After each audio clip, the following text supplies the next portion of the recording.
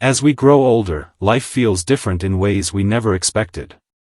The house gets quieter, the phone doesn't ring as much, and the days can sometimes feel longer than they used to. Many seniors in America know this feeling all too well. After years of raising families, working hard, and giving everything you had, your time, your energy, your love, it's natural to wonder, where do I fit in now? That question can weigh heavy on the heart. But here's what I want you to know, you are not forgotten, and you are not alone. Millions of older adults across the country feel the same silent ache, that gap between who they were for others and who they get to be for themselves today. It's not just about missing people, it's about missing the feeling of being needed, being valued, and being part of someone's daily life. This is why today's conversation matters. We're going to talk about real, practical ways to bring back a sense of peace, joy, and dignity into your own life. These are not tricks to get others to notice you, and they're not about guilt or shame. They're about you, your worth, your health, your spirit, and the life that still belongs to you. Before we begin, I'd love to know, where are you watching from today? Just drop your state or city in the comments below. And if you've ever felt that same quiet loneliness I talked about, share a word or two. You never know, your honesty might help another person feel less alone. Point 1. Stop chasing and start centering yourself again. One of the hardest things many seniors face is the instinct to chase after the people they love. When the connection starts to fade. Maybe it's your children, maybe it's old friends. You call more often, you remind them of birthdays, you offer help, you even make excuses for their distance. They're just busy, they'll come around. And while all of this comes from love, it often leaves you feeling more empty than before. Because if every effort you make goes unanswered, the silence hurts even more. Here's what I want you to really hear, your worth is not tied to how many times your phone rings, or how many times someone stops by. You are not a backup character in someone else's story, you are the lead in your own. Every time you give from a place of desperation, hoping it will keep you visible, you drain your own spirit. That doesn't heal you. It only deepens the wound. Instead, it's time to turn that energy inward. Ask yourself questions you may not have asked in a long time. How do I want to feel today? What would bring me peace? What do I truly deserve? These aren't selfish questions. They are necessary. Because the first step to rebuilding your life after the calls stop coming isn't about making others return to you, it's about making sure you return to yourself. I once met a woman named Evelyn. She's 72, and for years she waited by the phone, baking pies, in case her kids stopped by. Most of the time, they didn't. She finally reached a point where she stopped waiting and started living. She began journaling each morning, not about her pain, but about her memories, her dreams, her identity beyond motherhood. She joined a small art group at the library, started volunteering at a shelter, and little by little, her smile came back. Not because her kids called more, but because she started showing up for herself. That's what it means to center yourself. You don't disappear just because others stop looking. When you begin choosing peace for yourself, you rebuild a foundation no one can shake. Point 2. Stop justifying what hurts you. As parents and as elders, we are taught to always be kind, forgiving, and understanding. We tell ourselves, my children are just busy, or they have their own families now, or even, maybe I expect too much. These excuses sound gentle, but in reality, they cover up a very real pain. And every time you brush it aside, you teach yourself that your feelings don't matter, that being forgotten is normal, that silence is something you should quietly accept. But let me say this clearly, it is not normal to feel invisible. It is not dramatic to admit that you feel abandoned. Naming what hurts you is not weakness, it is honesty. And honesty is the first step toward healing. When you keep justifying the unjustifiable, you begin to believe that you deserve less than you actually do. You start thinking that asking for a little care, a little presence, is too much. But it isn't. Wanting connection is human. Wanting to be remembered is natural. And wanting to feel loved is your right, not a privilege someone gives when they have spare time. I remember speaking to a man in his late 60s who always excused his children's absence by Point 3. Redefine the relationship without needing constant presence. This part can feel uncomfortable, but it's one of the most freeing shifts you can make. For so many years, your role as a parent, or even as a grandparent, was built on being there every day. You were the one who cooked the meals, fixed the problems, stayed up through illnesses, and carried the weight of everyone else's needs. You were the constant. But now, life has changed. Your children may live far away, they may be busy with their own families, or maybe something in the relationship was never fully healed. Whatever the reason, they're not as present as they once were. So what now? Do you let that distance define your worth? Do you close your heart and grow bitter? No. You choose something different, you redefine what the relationship means. Think of it like a garden. For years, you watered it, pulled the weeds, and tended it with care. That love was real, and nothing can erase it. But now, even if your children rarely step into that garden, you don't let it wither. You preserve it, not for what it gives you today, but for what it meant and still means to you. You honor it without letting it control your happiness. You see, love doesn't have to vanish when presence fades. You can still love your children deeply without making that love dependent on a phone call or a visit. You can still be there. Parent, even if they don't always act like your children.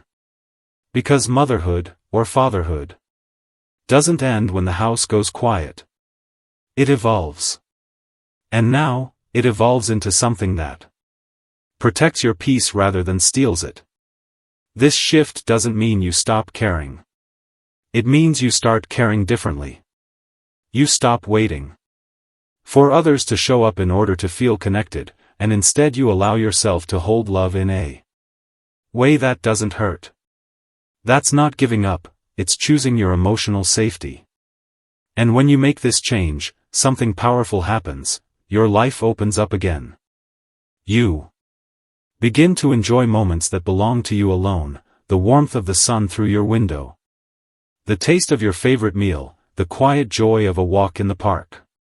You rediscover that your life is still yours to live, even when others aren't always around. Point 4. Break free from guilt and self-blame. There's a voice many older adults carry inside, a voice that whispers cruel things. It says, maybe they don't call because of me. Maybe I wasn't a good enough parent. Maybe I made too many mistakes. That voice remembers every time you lost your patience, every harsh word spoken in exhaustion, every moment you weren't perfect. And when the silence comes, that voice tries to convince you that you deserve it. But let me tell you something important, that voice is lying to you. Yes, you may have made mistakes, who hasn't? There isn't a parent alive who hasn't stumbled, who hasn't struggled, who hasn't wished they could go back and do something differently. But the truth is, you did your best with what you had at the time. You loved, you provided, you sacrificed in ways no one else may ever fully understand. That counts more than you know. Silence from your children is not a punishment. It is not a verdict on your worth. Sometimes Distance happens because of life's demands, sometimes because of misunderstandings, and sometimes for reasons you'll never fully know. But none of those reasons erase the decades of care you poured out. None of them take away the truth of who you are. Instead of letting guilt drag you down, I invite you to see silence differently. What if, instead of treating it like a sentence, you treated it like a mirror? A moment to reflect not on what you lacked, but on what you've endured, what you've given, and what you still have to offer, to yourself, to the world, to anyone who crosses your path. Remember the thousands of acts of love no one else saw, the late-night rocking chairs, the scraped knees kissed, the meals cooked when you were exhausted, the bills paid with sacrifice. Those moments matter, even if no one thanks you for them. They are proof that you gave more than enough. You are not being punished. You are being invited to step out from under guilt and reclaim your dignity. You cannot change the past, but you can decide how you carry yourself now. And carrying yourself without shame, that is freedom. Point 5. End the invisible agreement of being loved only when useful. So many older adults, especially mothers, carry an unspoken belief deep inside: I am loved only when I'm useful. It's the quiet agreement you never signed but somehow lived by. For years, you proved your value through service, cooking meals, helping with the kids, keeping peace in the family, saying yes even when you were tired. And often, the only time someone showed up for you was when they needed something. But let's be honest, that's not love. That's a transaction. Real love does not require you to constantly earn it. Real love does not disappear the moment you stop giving. And yet, many elders fall into the trap of thinking, if I stop helping, they'll stop coming around. That fear keeps you stuck in a cycle of overgiving and underliving. Here's the truth. Point 6. Heal through connection, don't carry the weight alone. One of the biggest lies many older adults believe is that healing must be done in silence. You've spent so much of your life being strong, being the one others leaned on, that when loneliness sets in, you feel like you have to bear it by yourself. So you smile when people ask how you are. You say, I'm fine. You keep busy with chores and errands, but at night, when the house is quiet, that ache is still there. Here's the truth: strength doesn't mean carrying everything alone. Strength means knowing when to share the weight. Sometimes the healing you need doesn't come from your children suddenly changing. It comes from letting someone else into your life, a friend, a neighbor, a community group, a church member, or even a therapist who listens without judgment.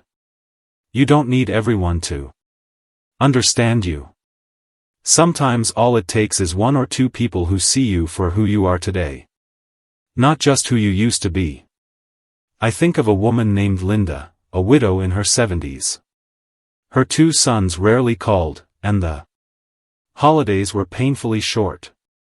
She carried her loneliness like a hidden stone in her chest. Then, one Sunday after church, she whispered to another woman during coffee hour, I miss being needed. That one small sentence opened the door to weekly walks, shared meals, and eventually a small supper group that became her lifeline. Her sons didn't change, but Linda did, because she stopped pretending she was fine and let someone else walk beside her. That's what I want for you. To remember that asking for connection is not weakness. Reaching out is not desperation.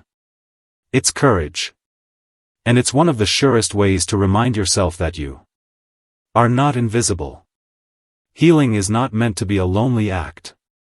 When you find even a small circle of support, you begin to breathe easier. You start to laugh again. You stop living in reaction to other people's silence and begin living from your own strength. You don't need the whole world. You just need a few safe hearts. And when you let them in, life feels lighter again. Point 7. Ask yourself, how do I want to be seen, even if no one is looking? There comes a moment in life when the roles you carried for decades, mother, father, caregiver, provider, start to fade. You may not hear, "Mom, I need you," or "Dad, can you help," as often anymore. And in that quiet, a new question rises up: who am I now? That question can feel heavy, even frightening. But it is also the doorway to freedom. For years, you may have measured your worth by how much you did for others. You were the one who cooked, cleaned, solved problems, gave advice, and held everything together. And when those daily tasks disappeared, it's easy to feel like your identity disappeared with them. But here's the truth: you are so much more than your roles. You are still here, still breathing, still alive.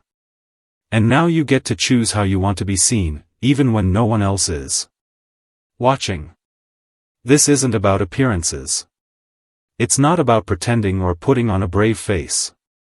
It's about deciding for yourself: when I look in the mirror, who do I want to see? Do you want to see someone weighed down by regret and waiting for scraps of attention? Or do you want to see someone who has survived storms, who still stands with dignity, and who chooses to walk forward with light in her eyes? That decision belongs to you. Maybe it means wearing clothes that make you feel vibrant again. Maybe it means taking up a class or hobby you've always wanted to try. Maybe it's as simple as standing tall, speaking your truth, and allowing yourself to feel proud of the journey you've lived. Because you don't need applause to shine. You don't need permission to live fully. Even if no one claps, even if no one notices, your life still counts.